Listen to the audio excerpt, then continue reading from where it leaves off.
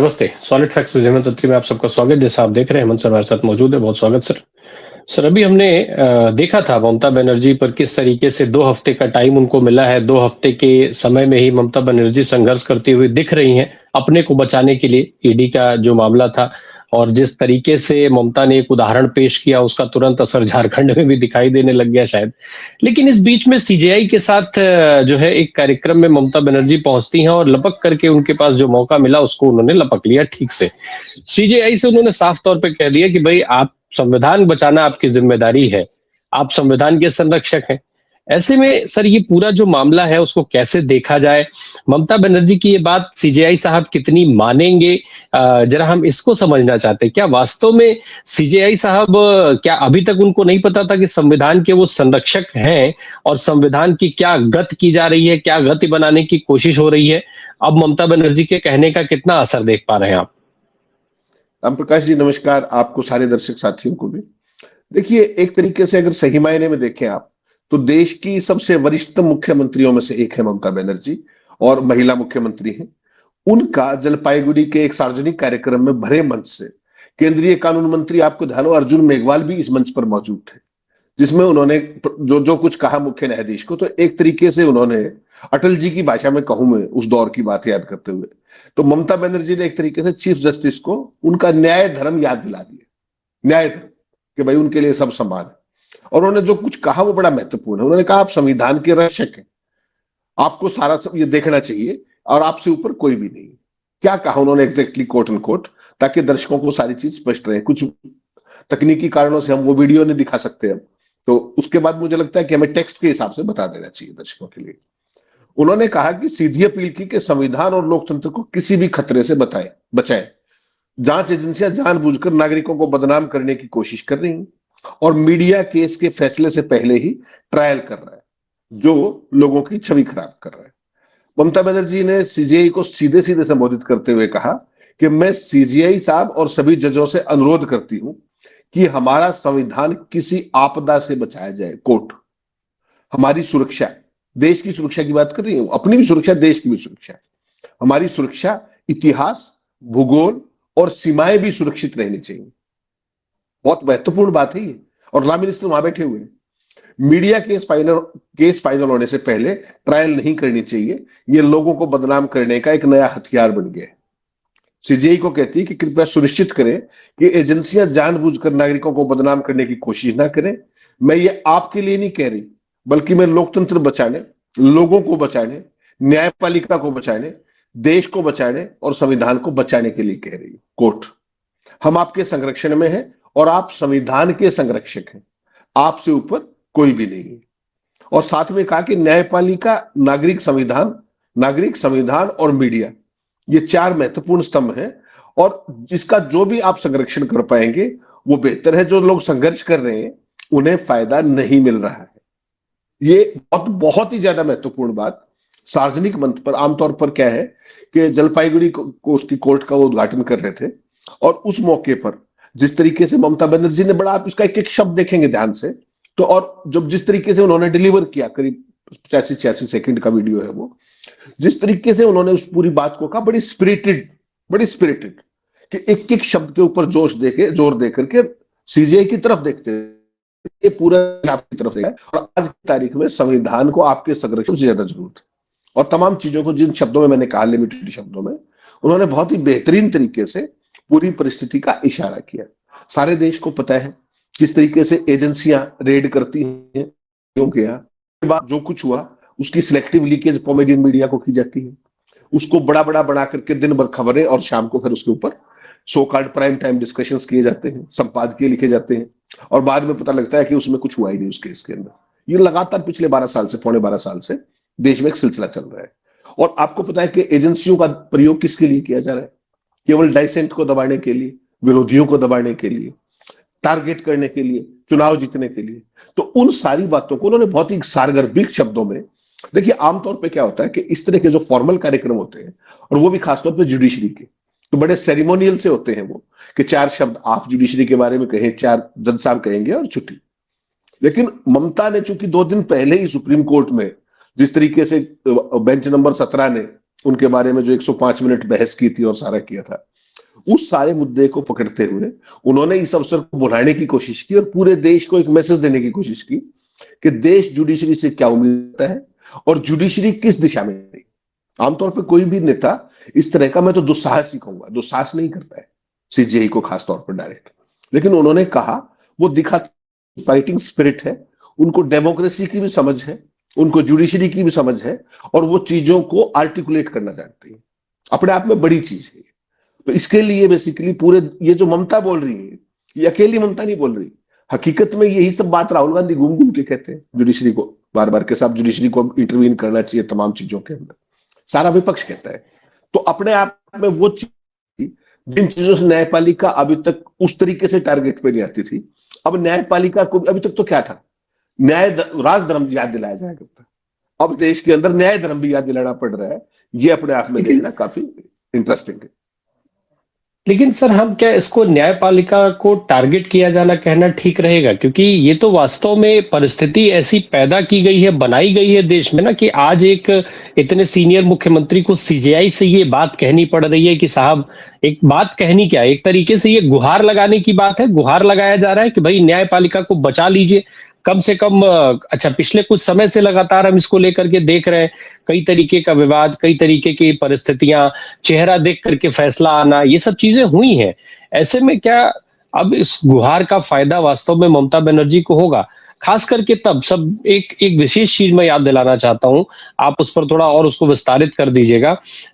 खुद supreme court भी ED को लेकर के कई बार बहुत सख्त टिप्पणी कर चुकी है, कई बार सवाल उठा चुकी है ईडी की कार्रवाइयों पर, खास करके ईडी के कन्विक्शन रेट पर, डेटा के साथ सुप्रीम कोर्ट ने कन्विक्शन रेट पर सवाल उठाए थे कि आखिर ये कौन सी रेट आप लोग करते हैं और क्यों जो है अपराधी जो है वो अपराध साबित नहीं कर पाते हैं, इस तरीके की टिप्पणी आई थी। तो ऐसे में क्या ममता बनर्जी को राहत की उम्मीद की जाए? 2 हफ्ते का समय है, तलवार लटकी हुई है, और जहां तक जो खबरें आती हैं, सबको पता है सर कि आज केंद्र की सरकार, सत्ताधारी दल और गठबंधन किस कदर ममता बनर्जी को हटा करके एन केन प्रकारेण साम दाम दंड भेद हर हाल में पश्चिम बंगाल जीतना चाहते हैं। नहीं, राम प्रकाश जी, जो ममता बनर्जी ने कहा है वो हकीकत में सारे विपक्ष की पीड़ा है। वो एजेंसियों के प्रति तो ही है, खास तौर पर जो न्यायपालिका का रुख है तमाम केसेस के अंदर, उसको लेकर भी कहीं ना कहीं वो बयां कर रही है उस दर्द को, देश महसूस करे, लेकिन कहने की हिम्मत बहुत थोड़े लोगों में होती है। हकीकत ये है, बहुत सारे लोग नहीं कह पाते in those very words, but she said those words.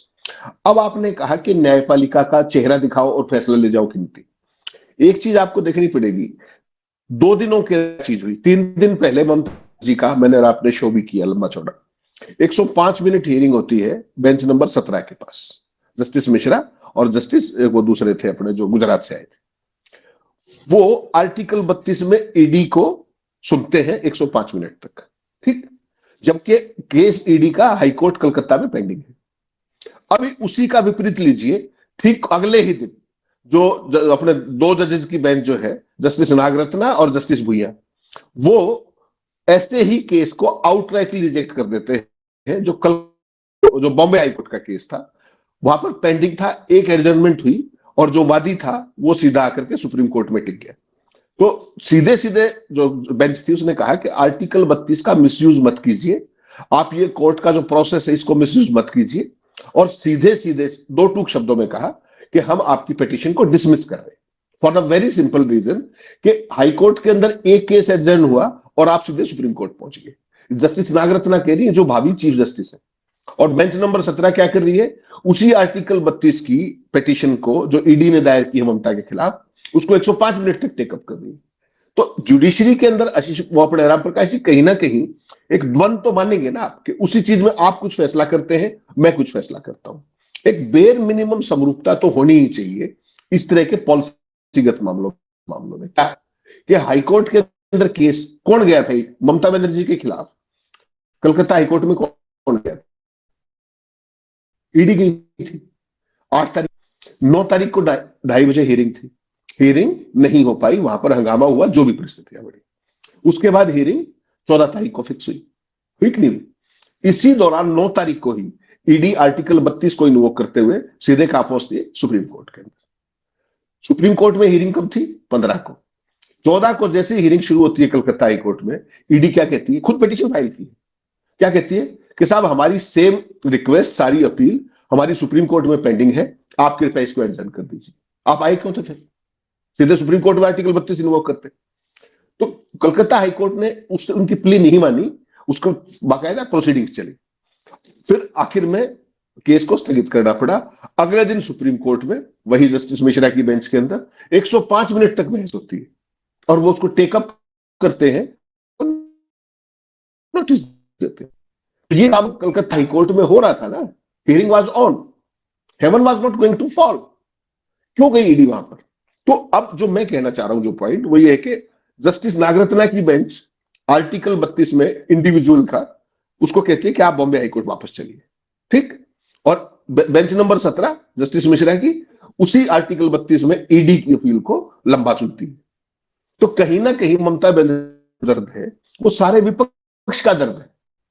तरीके से राहुल गांधी को at the drop of the head पहले लोअर कोर्ट से सजा दिलाई जाती है मानहानि के केस में गुजरात, उसके बाद हाई कोर्ट एज सच उसको वो करता है और 2 साल की सजा करता है। राहुल गांधी की सदस्यता खत्म, मकान खाली, सुप्रीम और कन्विक्शन को स्टे करता है। अदरवाइज आपको पता है राहुल गांधी की सदस्यता भी गई थी, 2 साल चुनाव भी मिल पाते। तो ये जो जुडिशरी के फैसलों में तारतम्यता नहीं है, समरूपता नहीं है, कंटिन्यूटी नहीं है, आप कुछ कह रहे हैं मैं कुछ कह रहा हूं, डाइसेंट हो सकता है, लेकिन कुछ ऐसे बिंदु है जिन पर एक समरूपता होनी चाहिए। आर्टिकल 32 का यूज, आर्टिकल 32 क्या है? मौलिक अधिकारों का संरक्षण। ईडी के कौन से अधिकार है जरा बताएंगे आप?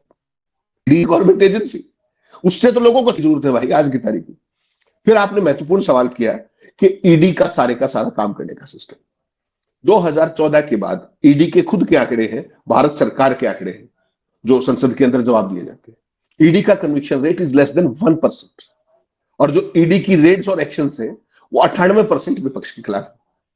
ठीक, तमाम जजेस ने ईडी के ऊपर सुप्रीम कोर्ट से लेकर के हाई कोर्ट्स में दुनिया भर की टिप्पणियां की हैं, बहुत ही गंभीर टिप्पणियां की। उसके बाद एमएलए के का उपयोग हो रहा है विपक्ष के खिलाफ, विरोधियों के खिलाफ, डाइसेंट वाले लोगों के खिलाफ। वो इस देश में भूतों ने भविष्य थे। और जो जज साहब थे जो उसकी जो बेकार थी ईडी की, उनको अपहेल्ड करके गए थे, वो मौज काट रहे हैं पोस्ट रिटायरमेंट पे। आम आदमी भुगत रहा है, विपक्ष भुगत रहा है, सत्ता पक्ष का तो कोई व्यक्ति आपने अंदर नहीं देखा होगा। तो ये जो चीज है ममता बनर्जी के बयान में वही बात झलक रही है कहीं ना कहीं कि आप संविधान का संरक्षण कीजिए, विपक्ष को टारगेट मत होने दीजिए, इन एजेंसियों से हमें बताइए, आप संविधान के संरक्षण। तो यह स्पिरिटेड एक तरीके की अपील भी है और एजेंसियों को एक तरीके से पिन पॉइंट भी किया है कि किस तरीके से वो हैरासमेंट कर रही हैं, अपोजिशन को टारगेट कर रही हैं, जो डेमोक्रेटिक सेटअप के लिए अच्छा नहीं है। कुल मिलाकर के इतनी सी कहानी है। और सूर्यकांत जी जो है अभी आए हैं चीफ जस्टिस के तौर पर, लंबा उनका अनुभव है, उनको देखना चाहिए कि वो संविधान में, वो इतिहास में कैसे दर्ज होना चाहेंगे। क्या वो इस तरह की केवल सुप्रीम कोर्ट की बात नहीं, तमाम हाई कोर्ट्स को देख लीजिए आप। पॉलिटिकल केसेस के अंदर सरकार के जो केंद्र सरकार की इच्छा है उसके खिलाफ वाले केसेस के किस तरह का रवैया जुडिशरी का है वो सारा देश देख रहा है लगातार ओवर पीरियड ऑफ टाइम। ये अपने आप में जो हमारा जुडिशियल क्रेडेंशियल्स है कहीं ना कहीं उनको स्टेक पे लगाता है। लेकिन सर एक चीज जो जिस तरीके जो हालात की हम बात कर रहे हैं, मैं जरा एक चीज और समझ लूं फिर उस पर और आगे बात करेंगे। जिस तरीके के हालात अभी बन रहे हैं, हम लगातार न्यायपालिका को बहुत सारे मामलों में अलग ढंग से फैसले लेते हुए देखते हैं और तमाम तरीके की टिप्पणियां जो है वो करते हुए देखे जाते हैं। टिप्पणियां भी एक बड़ी चलन में है जो फैसले में नहीं लिखवाई जाती हैं। ईडी को लेकर के मैं बिल्कुल जो बात कर रहा हूं, आज जिस तरीके से ममता बनर्जी ने गुहार लगाई, सरकार एजेंसीज को हथियार की तरीके से इस्तेमाल कर रही है, ये देश में 60, 65, 63% लोग मानते हैं इसको। कुछ 33-34% लोगों को छोड़ करके बाकी लोग मानते हैं। लेकिन क्या इस मानने का असर न्यायपालिका पर पड़ेगा? न्यायपालिका उस पक्ष को ध्यान में रखेगी कि कितने गंभीर आरोप लगते हैं? और ममता बनर्जी के लिहाज से बात करें तो अगर सूर्यकांत जी के ऊपर, अगर सीजेआई साहब को इन चीजों से फर्क नहीं पड़ता है तो ममता बनर्जी के ऊपर क्या इसका उल्टा असर भी हो सकता है? मैं ये समझना चाहता हूं। नहीं, राम प्रकाश देखिए, ना तो सूर्यकांत जी के पास उनका कोई केस है, ना लेना ना देना उस तरीके से। लेकिन चूंकि वो सुप्रीम कोर्ट को ओवरऑल हेड कर रहे हैं, is master of the roster, इसके बहुत सारे मतलब हो सकते हैं, बहुत सारे मतलब हो सकते हैं। For example, justice Nagarathna would be chief justice है, थोड़े समय के लिए रहेंगी, लेकिन जो संवैधानिक मामलों का जो एक्सप्लेनेशन वो करती है, जिस तरीके का दायित्व वो निभाती है, एक एक चीज को जो एक्सप्लेन करती है तमाम महत्वपूर्ण मसलों पर, और उनके पास किस तरह के केसेस आते हैं, तो सीनियरिटी के हिसाब से आप सोचिए ना कि चीफ मिनिस्टर का केस है और वो बेंच नंबर 17 को अलॉट किया जा रहा है, जिसके ऊपर के सवाल लगातार उठते रहे, मैं आपने लगातार उठते रहे, जिस तरीके से जस्टिस पंचौली को, तमाम जजेस को सुपरसीड कर करके, गुजरात के कोटे को ओवर एंड अबव जाते हुए, जिस तरीके से 31 में सीजीआई भी बनेंगे, लंबे समय तक बनेंगे। तो ये जो जुडिशरी का और फंक्शनिंग है ना राम प्रकाश जी, कि कैसे बेंच हंटिंग होती है, कैसे जस्टिस हंटिंग, ऑर्डर हंटिंग जिसको आप बोलते हैं, कि कहां मुझे फेवरेबल ऑर्डर मिलेगा, वो सारी प्रवृत्तियां मैं और आप नहीं कह रहे। ये जो 4 जजों ने बाकायदा सुप्रीम कोर्ट में, आपको ध्यान होगा, प्रेस कॉन्फ्रेंस की थी 2018 की, तो यह कोई बदल थोड़ी गई आज। आज तो उससे भी खराब स्थिति, इतना गंभीर केस, इतना गंभीर केस, तमाम जगह पे आप सोशल मीडिया में देखिएगा, बड़े बड़े न्यायिक विद्वान, मैं कल देख रहा जस्टिस लोकुर की बातचीत, और एक जज और बैठे थे उनके साथ अपने कपिल सिब्बल थे, वो कर रहे थे। तो टोटली ये कहा कि न्यायपालिका उस तरीके से काम नहीं कर रही है जिस तरीके से उसको काम करना चाहिए, और उसकी तमाम जो कार्यप्रणाली है उस पर गंभीर सवाल। मदन लोकुर साहब को तो आपको पता है किस तरीके की उनकी छवि थी, बिल्कुल एक एक्टिविस्ट जज के तौर पर, प्रोएक्टिव आदमी थे। किस तरीके से लोगों को बेल मना कर दी जाती है जो सरकार को सूट नहीं करते। 5-5 साल से लोग जेल में पड़े हैं, ट्रायल नहीं, शुरू भी जेल में पड़े हैं। तो ये राम प्रकाश जी जो सारी चीजें हैं, ये कहीं ना कहीं जुडिशरी का जो ओवरऑल फंक्शनिंग है उस पर देखिए प्रश्न चिन्ह तो लगाती है। और जो रिटायर्ड जजेस हैं वो तमाम इस पे उंगलियां भी उठा रहे, लगातार उठा रहे। दुष्यंत दवे ने तो यहां तक कह दिया कि मैंने इसीलिए अपने लॉ की प्रैक्टिस ही छोड़ दी, जो आज जुडिशरी के अंदर जो कुछ हो रहा है, जिस तरीके से लोगों का एलिवेशन हो रहा है बेंच के ऊपर, जिस तरीके से केसेस अलॉट किए जाते हैं, वो अपने आप में सारे गंभीर सवाल हैं। और जहां तक सुप्रीम कोर्ट का सवाल है, निश्चित तौर पर सुप्रीम कोर्ट स्मूथली चले, और जो लोगों से जिस तरह का फीडबैक आए उसके बेसिस पे उसमें सुधार करने का दायित्व किसी और का नहीं, सीधे सीधे जस्टिस सूर्यकांत का है। अब वो खुद को कैसे याद किया जाना पसंद करेंगे, कैसे खुद को दर्ज किया जाना पसंद करेंगे, this is his sole prerogative, you and me can't say anything on that. लेकिन सर इस समय हमने एक चीज देखा है कि सीजेआई साहब लोग की एक्टिविटीज बढ़ी हैं, कार्यक्रमों में सम्मिलित होना, अब तो व्यक्तिगत कार्यक्रमों में सम्मिलित होने का चलन भी लगातार बढ़ता जा रहा है। एक हमने सीजेआई साहब को देखा था कि प्रधानमंत्री के साथ वो पूजा पाठ कर रहे थे, और पूजा पाठ करने के बाद उन्होंने क्या हश्र किया, उसके बाद तो उन्होंने क्या क्या बताया देश के लोगों को कि राम भरोसे कैसे फैसले होते हैं, कैसे भगवान भरोसे उन्होंने फैसले ले लिए।